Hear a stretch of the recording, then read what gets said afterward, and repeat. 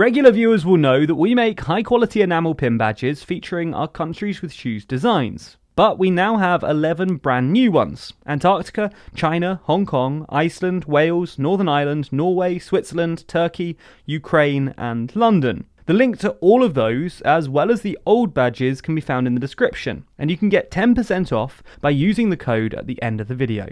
Now, you might be wondering what the hell we're doing making a video about both horses and recreational drugs. Well, we're going to try and explain through a historic story how the drug classification system in the UK works.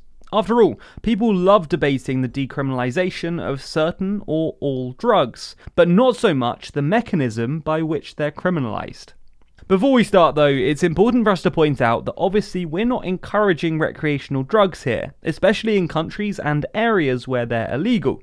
Anyway, let's get to it. In 1971, the Misuse of Drugs Act was passed in the UK, and this created the system of drug classification that endures today. You know, the one that establishes each controlled drug as either category A, B or C. If a drug is Class A, then the harshest penalties will be levied against individuals who possess or supply it, whereas if it's Class C, then less serious penalties would be levied. Currently, possession of a Class A drug carries a maximum of 7 years imprisonment. Class B is 5 years, and Class C is 2 years. All classes can also include an unlimited fine. Supply and production of classified drugs carries a 14-year sentence for Class B and C drugs, and life imprisonment for Class A drugs. Again, all classes can also include an unlimited fine. Now, while government ministers may be knowledgeable about their specific departments, they're not necessarily experts, despite what has come out in the media recently. As they're not experts, the Advisory Council on the Misuse of Drugs was formed to suggest which substances should be on the drug classification system. They officially don't actually have the power to change the classification system, only to advise the relevant minister. If the minister agrees, they can then make the change. The logic is that representatives of the people should get the final say as to what the punishment should be, but the experts should of course be involved to advise our representatives. So if we fast forward a few decades to 2008, we can see that a professor by the name of David Nutt becomes the chairperson of the Advisory Council.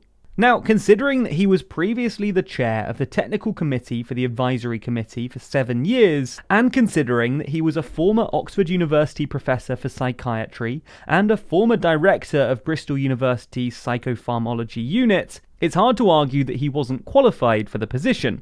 As we said earlier, Nutt's job was to classify how dangerous different drugs were. So, fortunately, in 2007, prior to getting the new job, he wrote a paper with 3 other academics in which he created different parameters in order to measure the harm of each substance, looking at the physical harm, the dependence, and the social harms. For each of the parameters, 2 groups of independent experts were asked to rank each subject out of 3, with 0 being no risk and 3 being extreme risk.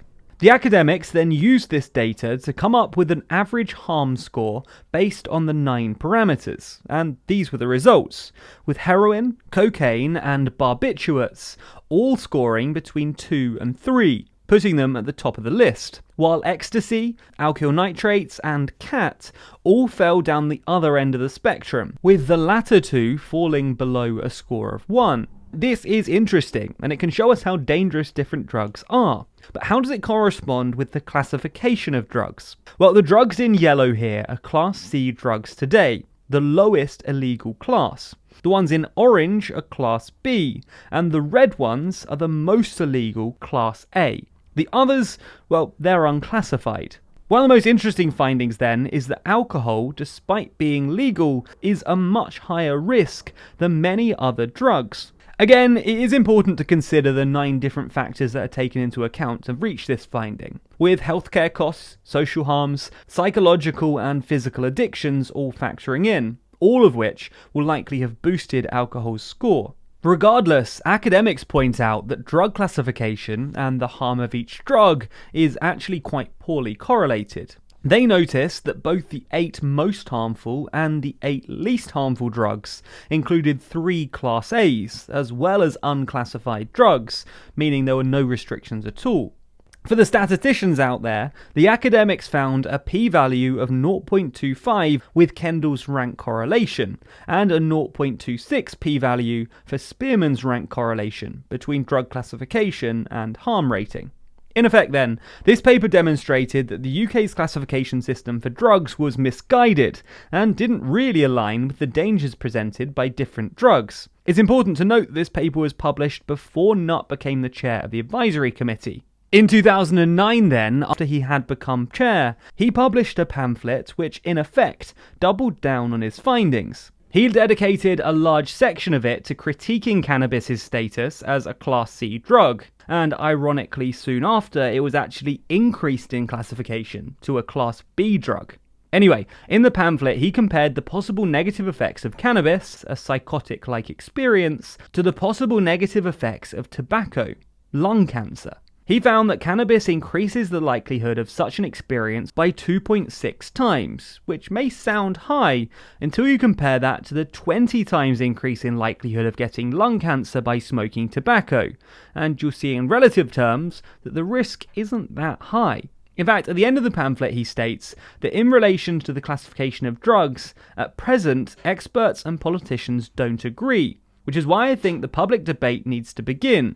Who do the public trust more? The experts or the politicians? He added that his advisory committee recommended that ecstasy be moved down to a Class B drug, and, well, the government maintained it as a Class A, even though, according to him, the scientists won the intellectual argument. In a separate article, Nutt quite controversially wrote that horse riding kills more people each year than ecstasy, with 100 people dying from horse riding and only 30 from ecstasy. He used this to make an argument about other risks that people take for recreation in the UK, and how much more risky these activities can be than some restricted drugs. His comments led to him, rather controversially, being sacked as the chair of the advisory committee. The Guardian claimed that Nutt was simply speaking his mind as an academic, and compared it to shooting the messenger. The then Home Secretary, Alan Johnson, defended the sacking by stating he was asked to go because he cannot be both a government advisor and a campaigner against government policy. This principle is well understood and long established. As for his comments about horse riding being more dangerous than ecstasy, which you quote with such reverence, it is of course a political rather than a scientific point. There are not many kids in my constituency in real danger of falling off a horse. There are thousands at risk of being sucked into a world of hopeless despair through drug addiction. The very long-winded point we're trying to make here is that while academics do advise the government on drug classification, the minister does not have to follow the advice. The minister does not have to follow the advice and can sack the academics. As we saw with Professor Nutt, he recommended moving some drugs down the classification list, and the government subsequently just moved them up. Is this right? Should academics be able to decide what drug classifications are? After all, they are the experts, or alternatively, should it be the politicians who decide? After all, they are our elected representatives. Is drug policy simply about the harm done by each drug, or do and should cultural factors come into play too? As always, let us know your thoughts in the comments below. As I said at the start of the video, we have 11 new pin badges, and you can pick them up individually or as a complete collection for a discounted price. You can also grab the brand new United Kingdom and Nordic sets, both getting you 5 pins for a discounted rate. The store is linked down below, and you can get 10% off everything by using code CLASS-A. Thank you so much for supporting the channel, because it allows us to make videos like this one, which was almost certainly demonetized. Also, be sure to subscribe to the channel and hit the bell icon to be notified every time we release a new video. Special thanks to our Patreon backers who make videos like this one possible. And if you want to see your name at the end of videos, then you too can back us on Patreon. The link to that is in the description.